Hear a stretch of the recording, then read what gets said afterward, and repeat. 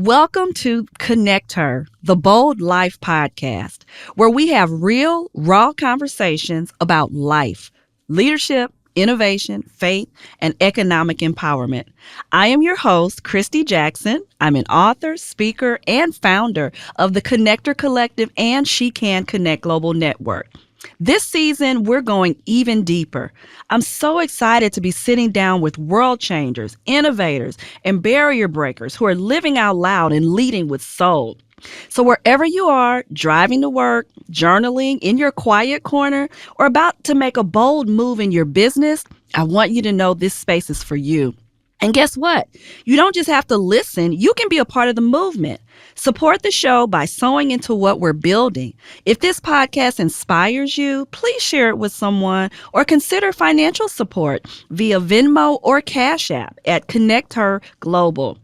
Every dollar helps us keep this real, raw, and necessary conversation going. And it helps us expand the reach to even more women around the globe. And if you are a brand or a business that aligns with Bold Purpose, we're inviting Season 2 sponsors. So let's connect and collaborate. And you can email us at connectherkj@gmail.com.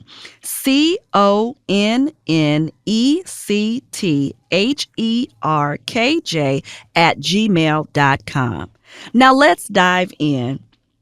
I have the distinct pleasure of sitting across from a long-awaited guest, and I want you to know, before I say their name, because you might be surprised when I say their name, because they're a little different than a lot of the guests that we usually have on the ConnectHer podcast. This is long overdue conversation, and I know you're like, just get to it. Who is it? It is Nicholas R. Powell. And the R stands for what? Greatness. The R stands for greatness. Nicholas Powell is the CEO of The Mind Game, but also a really, really good friend. So I am just excited to have this conversation with you. First of all, Nicholas, because you are a thought leader. You are such an interesting person, just in the work that you do, and you'll talk more about that, but just how you live your life in general. It's amazing to me. I mean, you just are like this walking knowledge base. You just know so much, and you challenge people to think bigger all the time. Yeah. So it's like you're always on your performance thinking game. So I love that. So tell us a little bit about, first of all, where the R stands for greatness. What is the connection with that? So it's indeed a pleasure to be here. About time. About time. You know I said I was going to tell on myself. Yeah, I know. Yeah. But I appreciate it because as much as you speak highly of me, I think very highly of you and how the role you have played in who I am develop into. So I appreciate being here and to share. The R stands for greatness is, I grew up in Kingston, Jamaica, where I came from not having much, but never seeing myself as less, right? So coming from what people now I come to understand as poverty, but never saw myself as less, still hung out with people who had stuff, and I always saw myself as more than like anything. Mm-hmm. And I was listening to a podcast several years ago, and Will Smith, who was one of my mentors, he said, 1 + 1 equal whatever you want it to be. It don't have to equal 2, because if we put a limit on what we think it is, then we may not aspire to reach our full potential. So to a lot of people, when I say our sense of greatness, to a lot of people, it doesn't make sense. And our goals, and I align it with my goals, our goals don't need to make sense to other people. That's right? huge. And because there are so many things, like the fact that we're here talking and other people are going to be able to listen it, and at one point this didn't exist, right? And now it exists. So if we keep limited it based on what we think people think it should be, or they don't have our vision. So when I say the R stands for greatness, it means that you can achieve anything you put your mind to, because the Most High have blessed you with that thought process. And if he put it, and if you believe it enough, then it takes you to where you want to go. So when I say the R stands for greatness, is about thinking it can be whatever I want it to be.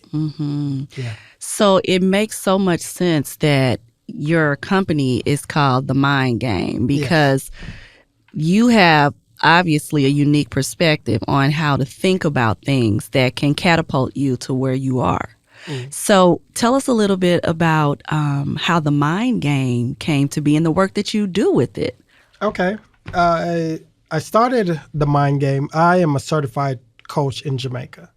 And then I got a scholarship here to McKendree University, a track scholarship.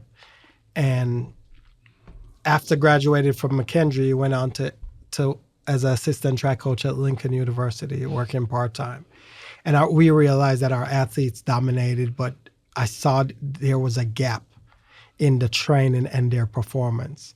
And with the background in psychology and physical education, I went back to SIUE and got my master's in kinesiology and started applying that knowledge to individuals. Wait a minute. You said what? Kinesiology. No, I actually know what that is. Right. But share it with our guests, because that may be a new term. So kinesiology it has different categories, but mine is sports and exercise behavior. So understanding kinesiology is a study of movement, of movement. But there's a component study of behavior in as it relates to sports. So me having background working at a YMCA doing team building, life adventures, it complemented everything that I did. So I started a company, The Mind Game, and because my coach at Lincoln, he was my high school coach in Jamaica, and then ended up being my boss at Lincoln University. He would always say, "Boss, it's your mind. If you're struggling, it's your mind." So I realized it's a mind game. And the slogan that I have is mentally simplifying the game. So my job is to help you mentally simplify the game so you can embrace the task that's ahead.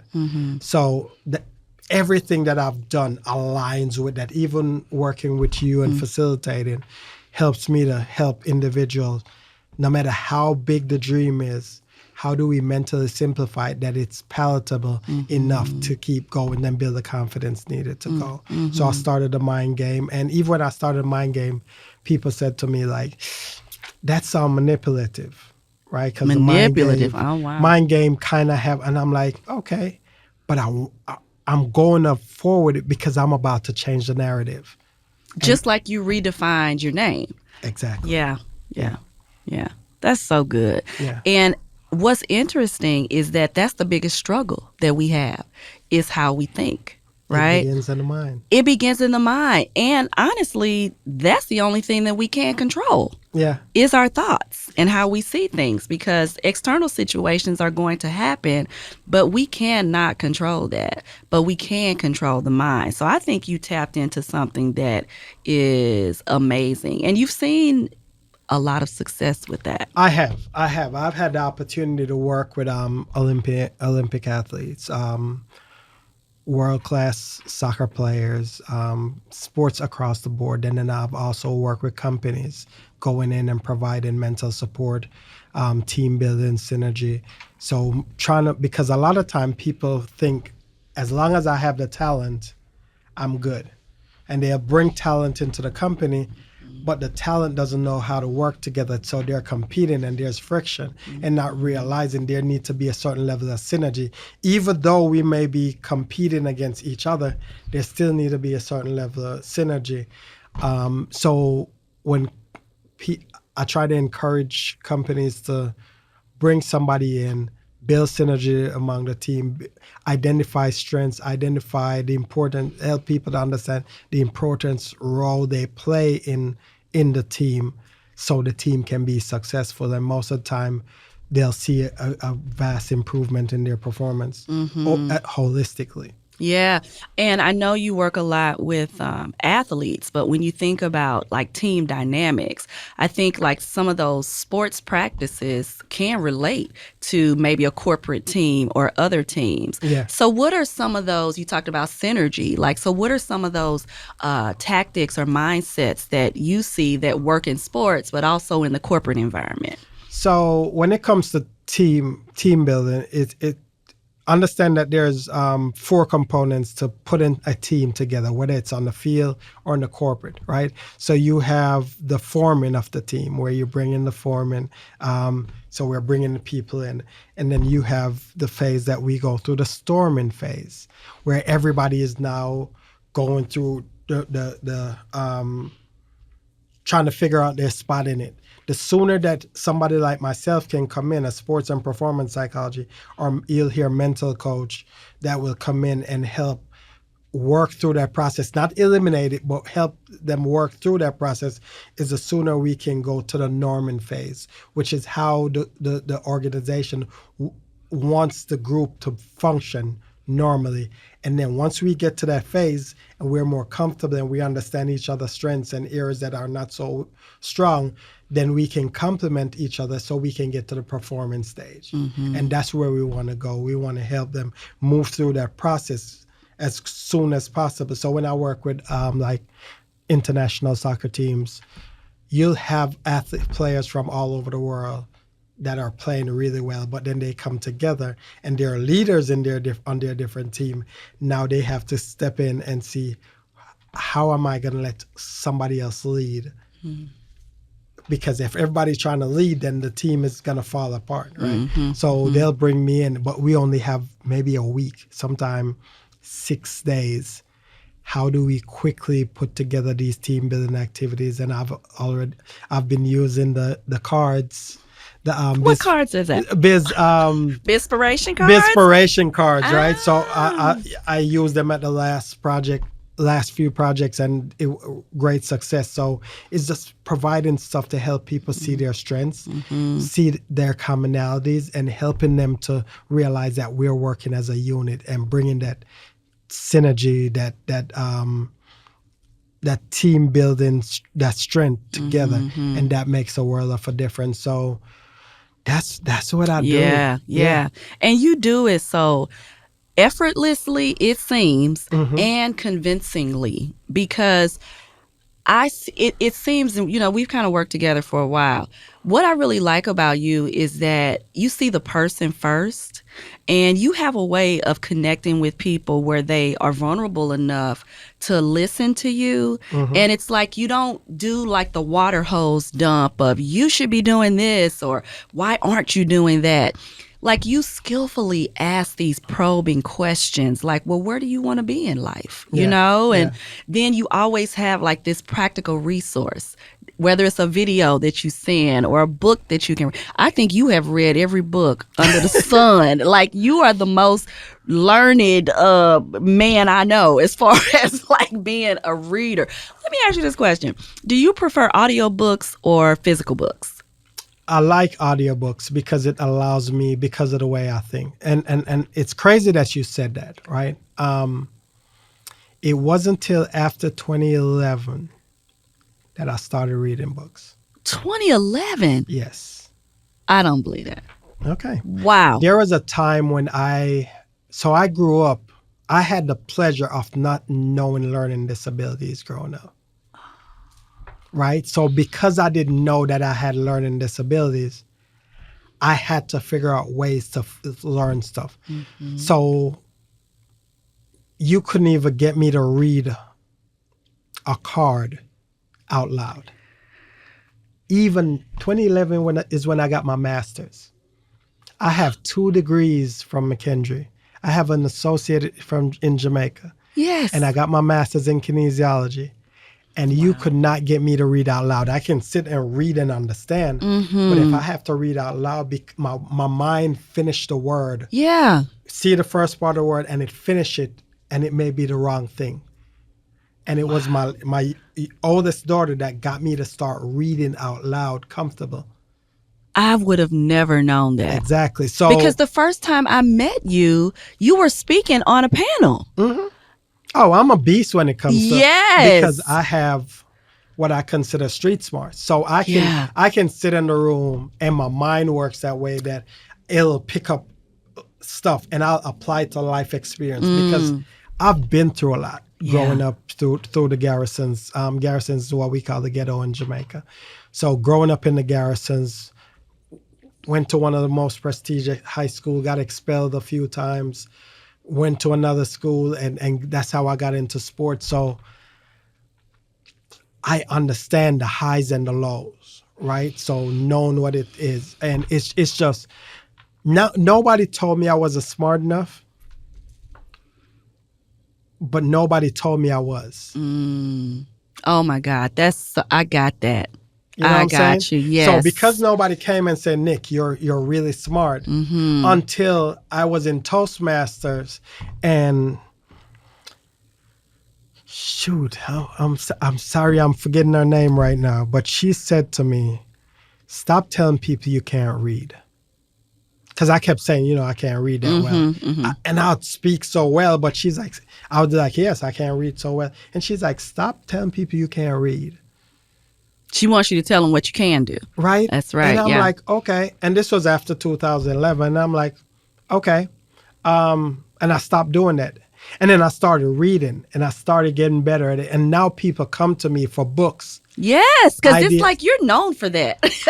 And these are books that I've actually read. Wow. You know what I'm saying? So that's how life is. I'm not allowing, and that's why I said I was blessed to not know a disability, because I'm not allowing a label to stop me from going after the things I want in life. Yes. And that is what I bring to my clients. That is what I bring to individuals when I come in contact. I don't want you to settle for what you think, the glass ceiling that you're setting for yourself. I want you to think, reach as high as you can reach. Yeah.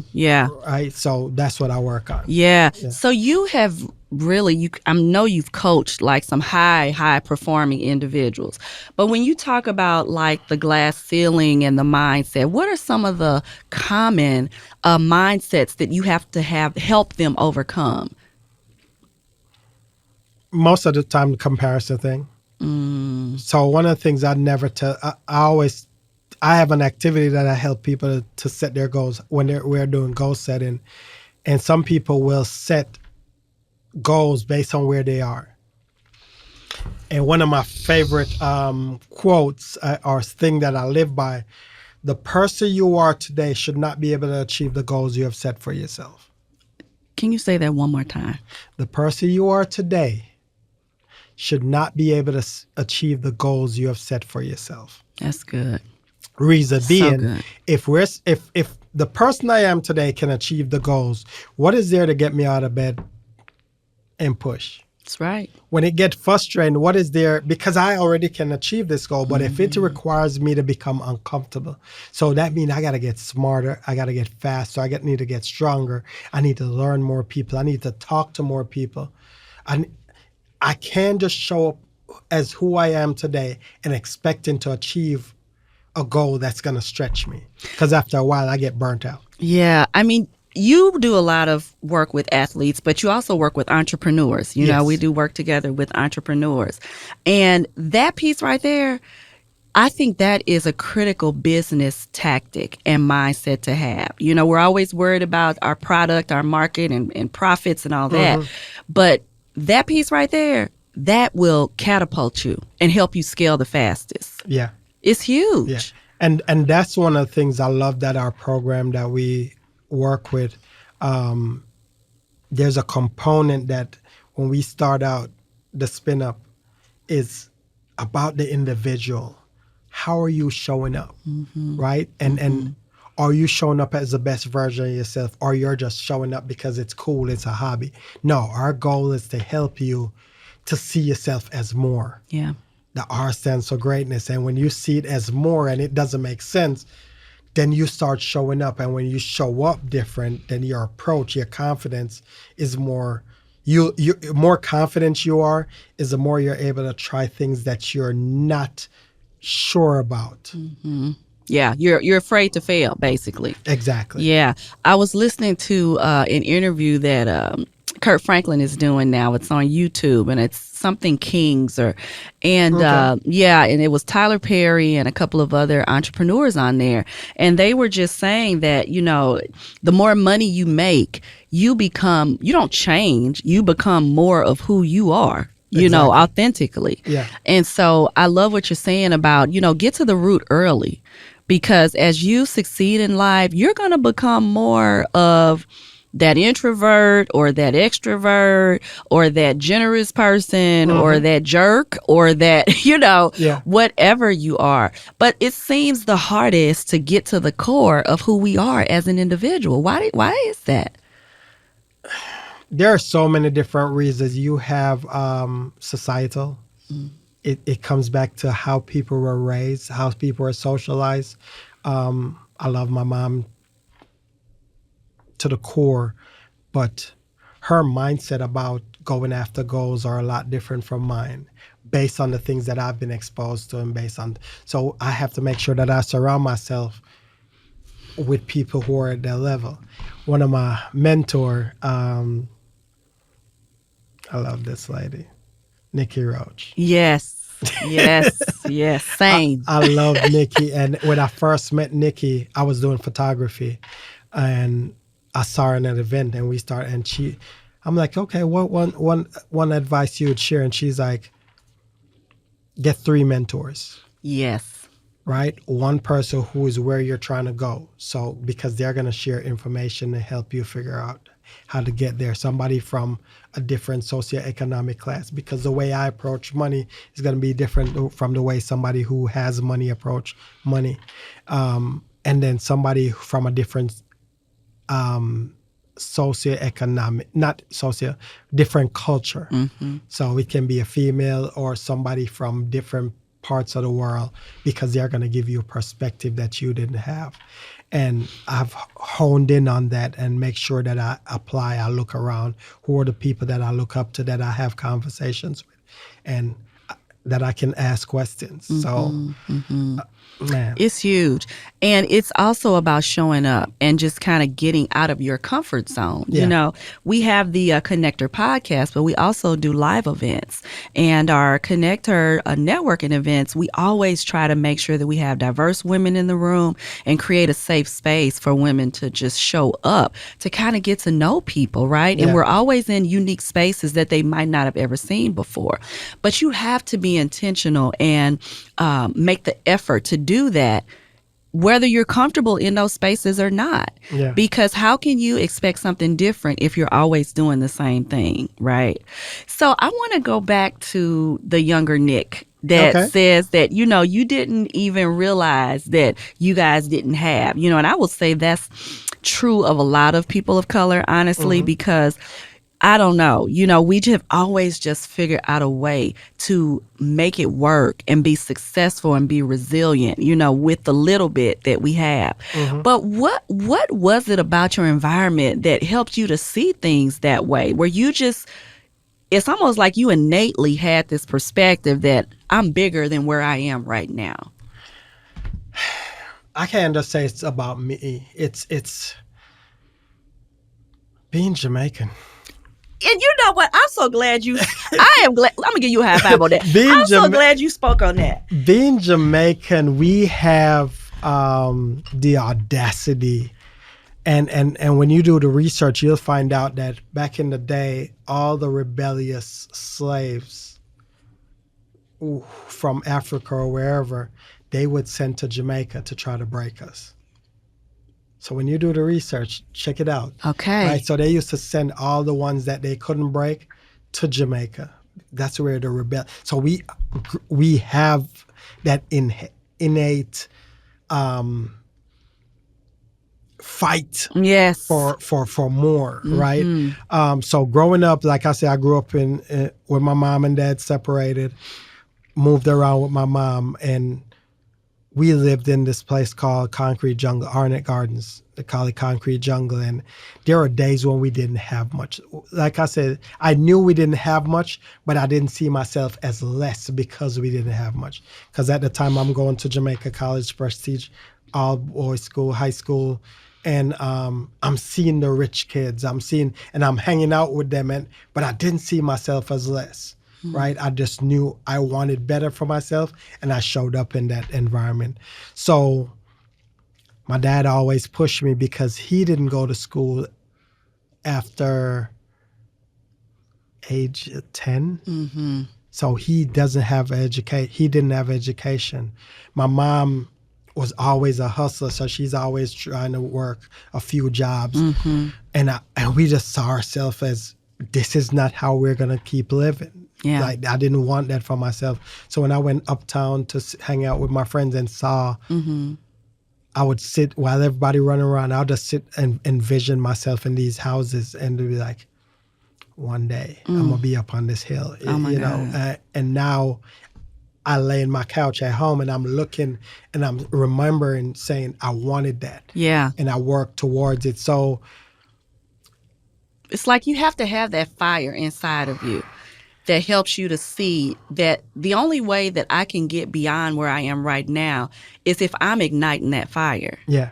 Igniting that fire. But there are so many people that struggle with that. So that's why I really wanted to have you here on this podcast, because everybody may not have access to, finding a coach or, kind of being in that environment, but they can listen to this to at least kind of get some tools about, what it can take for you to get outside of your comfort zone, and that it really does start in your mind. Yeah. I love that. So even, I love what you said about being Jamaican. And you know what? I'm going to put, you remember the Mad Libs that we used where you kind of filled in the blank.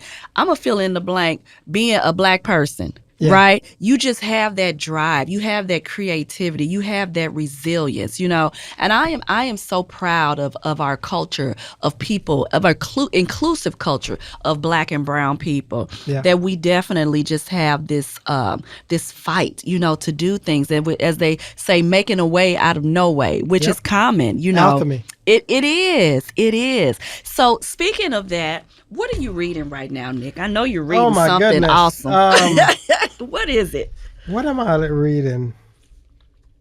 Shoot. So actually what I'm reading right now is, I just picked up a class at SIU Edwardsville where I'll be teaching. Okay. So I'm reading a lot of that stuff, but The Confident Mind is what I'm reading. Confident Mind. The name of the author, but okay, we'll put it in the notes. Yeah, I'm reading The Confident Mind, and it talks about building that confidence, having that mindset, and how to pursue the things you want more confidently. So I've read it before, but I'm still going through it again, just the process, because this is one of the reasons why I'd encourage people to read books. And if it's really good, read it again. Because, like I said, the person you are last month shouldn't be the person you are today. Yeah. If you're on the trajectory to grow, right? And when I saw something in that book, like The Alchemist, my favorite book, I'll read it 4 or 5 times a year. And every time I read it, based on where I am, it gives me a different perspective. It allows me to look at things a little bit different. And that is why I read over some books to make sure that my mind, based on where I am, I'm still getting content to take me to the next level. So The Confident Mind is a good book. I can't remember the name of the author. That's a good one. One of my favorites is Outliers by Malcolm Gladwell. I just love that man's perspective. He just shares such practical stories, that really help you. I'm intrigued with people's journey to success. Yeah. I mean, I celebrate where they are successfully, but I just think the journey is so much more important. The lessons that you can learn, from that. So as you think about your journey, was there a moment of like a trajectory shift for you? Or was it just a series of events that happened? You know, was it just like this one moment? I was talking to another guest and she was talking about how she had a mentor. You know, she was working in the technology space and she had a mentor to kind of sit down with her and tell her, okay, these are the career openings. Okay, this is who you need to talk to and this is how you need to approach. And that was really the trajectory shift for her. So did you have like one moment or was it a series of events for you? It's been a series of moments. And I'm going to go back to The Alchemist. So you read The Alchemist, right? Uh-huh. And the King of Salem, he says, I show up in different places, in different shapes. One day I was a stone, and one day I was this, and one day. So I've always had people show up for me in different forms. So started out with my high school track coach who got me into track and kind of mentored me to the point where I went to teachers college and then connected with somebody else. The universe have just blessed me to put me in the places with people over time. One of the biggest shifts was when my little brother passed away in '08 from epilepsy. And I didn't have any money. I was just going through a divorce, didn't have any money. And my friends had to take up collection to help me to go to Florida to support my mom. And I prayed and I'm like, if you get me out of this, Oh my God, yes. I'll never allow myself to be in this situation again. And I put things in place and I started surrounding myself with people. I remember going to South Korea 2011 after I graduated and stood up in one place, met somebody who connected me to get to the Olympics 2012. And then based on the connection, I was at the Olympics in Rio 2016. That relationship developed over time. I signed a contract with Puma, working with athletes. Now I have athletes, gold medal athletes at the highest level, working with, because of relationship from there, I connected with somebody. Now I'm working with the Jamaican women's soccer team, preparing them for the World Cup, work with the men's soccer team, worked at universities, even as a kid who at one point thought he couldn't read. Now I'm a professor at 3 universities. 3 universities. I'm telling you. Yes. That's the power of your mind. Right. So when you believe enough in yourself, yes, that's how you show up. That's how you show up. Yeah. Even while doing it as a single father of a girl. Yes.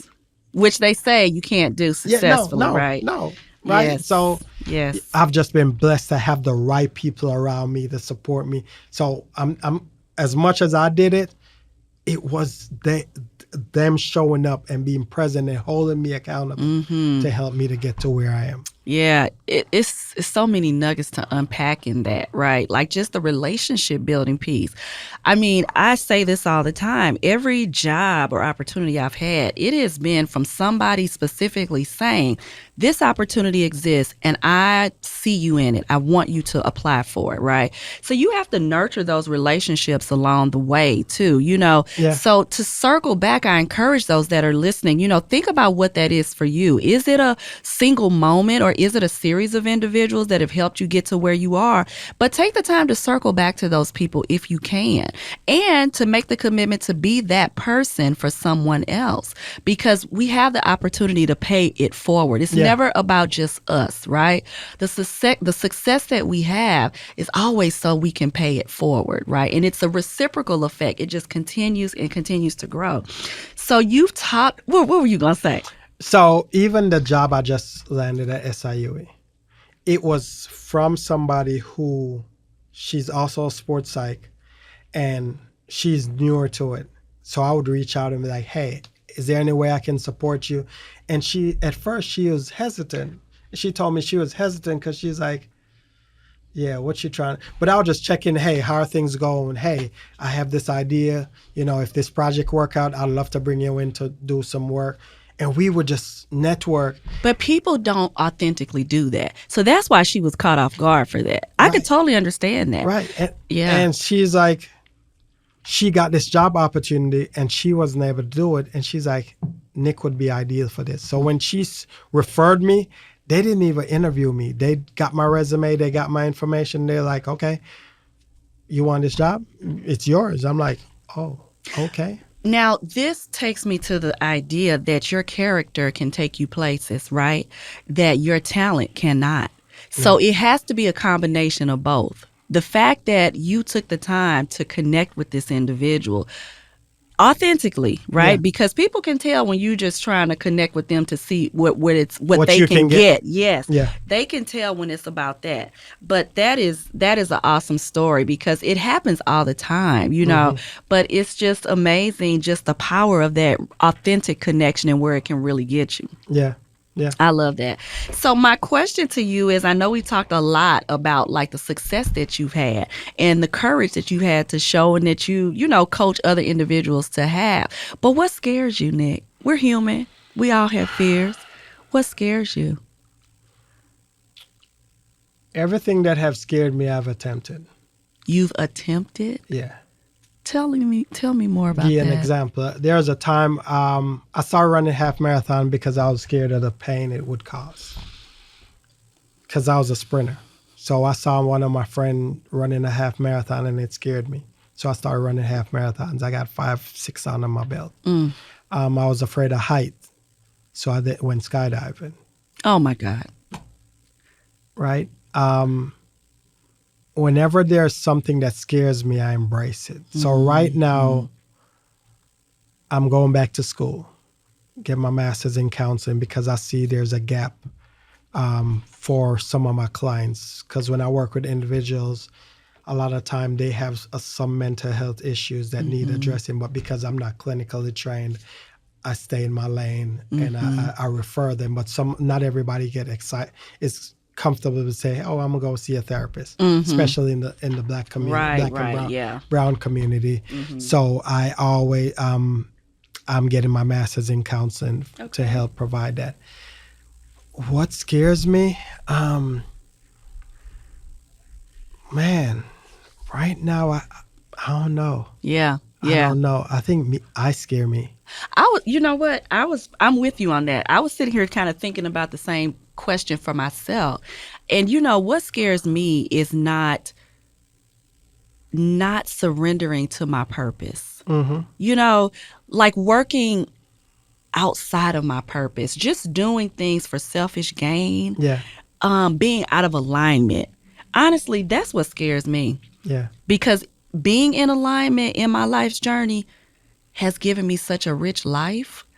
And I just cannot imagine doing something that I know I'm not called to do. Yeah. So that, honestly, that's what scares me. Yeah. There's a saying that I'd rather fail at doing me because I've seen people fail at trying to do somebody else. Oh, that's good. Right? So I'm out here trying to be somebody else, please somebody else, and failing at it. Why not fail at doing the things I love? So people ask me, somebody asked me recently, your dream job. Yeah. If you could do anything in the world you could do, I'm like, I'm doing it. I'm living it. And why wouldn't you? I stepped away from social work. After my stroke, I stepped away from social work. After your what? Yeah, I got a stroke. I had a stroke in 2019, a week after my birthday.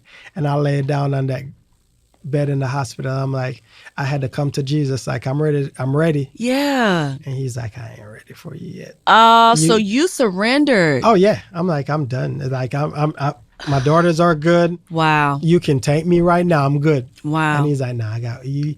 You haven't even scratched the surface. Not even. And the work I've done since 2019 to now is amazing, life changing with some of the people. So, wow. I would have never Yeah. known that. Yeah. Physically looking at you, I'm good. I mean, Knock on wood. I'm yes, good. you would never. But it just speaks to how you can bounce back from things. I mean, I just really hope people listening to this episode, if you don't realize anything else but the power of your mindset, Yeah. and that you truly have the power to change your conditions, your environment, your health, based on how you see it, Yeah. how you think about it, and the words that you say to yourself. Speak life into yourself. You have to. Yeah. Like, what are some powerful affirmations that help people to, and before you share those, what is the power? Why is there power in affirmation? Why do you see that there is power in affirmation? So, Tony Robbins, he speak about, because a lot of people will say things, but their body language doesn't say it. Yeah. I'm good. Head down. I'm all right. You know, I'm doing well. No, when you feel the vibration, it changes your physiology and it releases hormones that make you feel good. So that is why when we say affirmations and we have to not speak them into future tense, speak them into present tense. So when I work with my clients, one of my clients was like, I am going to be the champion at the World Championship. And I'm like, no, I am the champion. Because from the minute I start the project, I'm already the champion. I'm just developing the strength to get there. That on that day, it's not about I am going to be. No, it's that I am. Even you talking about affirmations, your energy just shot from 0 to 100. Exactly. I mean, even just talking about the power of affirmation. Yes. It's real. Yeah. And when you think about, I think there is a statistic that says that, you know, like 80% of the thoughts that we have in our mind are negative. Yes. You know, like Yes. the negative self-talk just comes so naturally to us. And would you say some of the things that you say to yourself to somebody that you care about? And Exactly. the answer is no. Right. I would never tell somebody, you are dumb. You are stupid. That was a stupid thing to say. That was a dumb thing to say. Nobody's ever going to like me.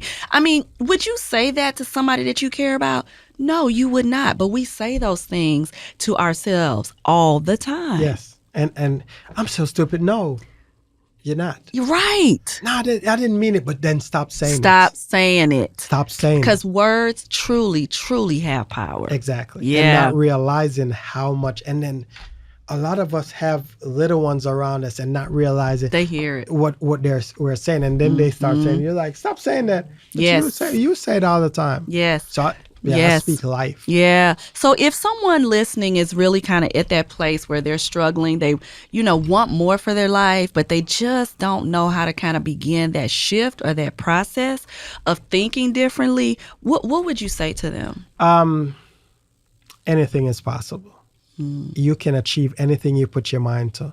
Start by writing it down. Don't leave it in your mind. Because when we put it on paper, then it becomes more real. When I was going to South Korea in 2011, I knew I wanted to go to a World Championship. I didn't have enough money. So I got a vision board, which you do vision boards. Yes. Right? I can't wait to infiltrate one of y'all. Yes, Because I know yes. you guys don't let men into it. You know what? We might have to rethink that. I don't want you to next. mess it We up might have because to I want rethink that to be a safe space And for the it women. Absolutely. So Absolutely. as much as I want to be in that room, I respect that space. Yes. So I'm not going to show up. But I put on the vision board the World Championship. And then every time I passed it and saw it, it triggered something in my mind. So I started looking up flights. I started looking up hotels and what it's going to cost and writing down these numbers because it doesn't cost anything to do the research. No. And my guy, Les Brown, he said, every time somebody asks me what you're working on, well, I'm going to the World Championship. Oh, how you getting there? I'm not sure. Do you know a way I can get there? And before I knew it, when I graduated in 2011, a friend of mine, a young lady I was dating at the time, she said, here's $1,000 to buy your ticket because I'm tired of you always talking about not knowing how to get there. She gave me $1,000. I bought my plane ticket and I was able to go perceive it. But some of us, we were taught you keep your goals to yourself. That's right. And if I'm sitting next to you and you have the formula, but I never share with you that what I'm working on, we're not telling everybody our goals, right? But we're talking to people who we see are progressive, who have that mindset and is doing stuff in life and saying, hey, this is what I'm trying to work. I'm working on. I'm trying to figure out. These are things I'm trying to do. And she's like, hey, go make your dream happen. And it was through that connection that I got the connection for the 2012 and the 2012 connection for the 2016. Oh my God. And then for the connection 2017 back in England, and the connection 2022 where I now have the contract with Puma, and just snowball. But if I didn't bet on me and spoke and shared what my dream was and just kept it to my chest, nobody's gonna know. How they may have had the formula. So yeah. Well, you have the formula. You shared the formula with us today. It was worth the wait to me. Okay. It was worth the wait. Yeah. It was worth the wait. And thank you so much, Nick, for just being such authentic, generous with your story.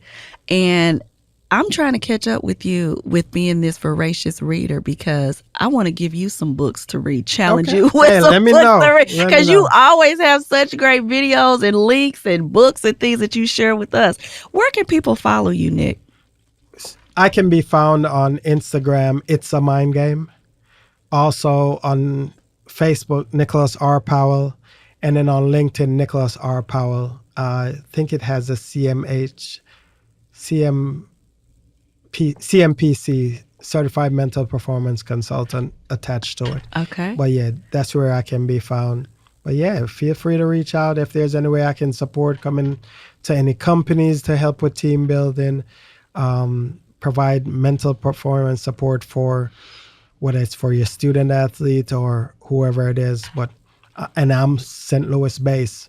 That's one of the things I'm trying to do. But you are worldwide. I'm worldwide, but I'm in St. Louis. A lot of people know me worldwide for sports psychology and then know me in St. Louis for photography. I need to shift that and let people know that I do performance psychology. Yes, yes. Well, we know now. Yeah. We know now. And our listeners know now.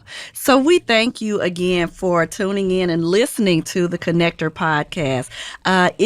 Today's conversation has just been so enjoyable to me. I love that I have such amazing friends. Yeah. I have such amazing friends. So if this conversation hit home for you today, please share it, tag us, and leave us a review. We want to know what you thought about this episode and what you think about our podcast. And if you are a bold brand that wants to sponsor this season, please reach out to us and let us know. So until next time, stay bold, stay grounded, and be a connector.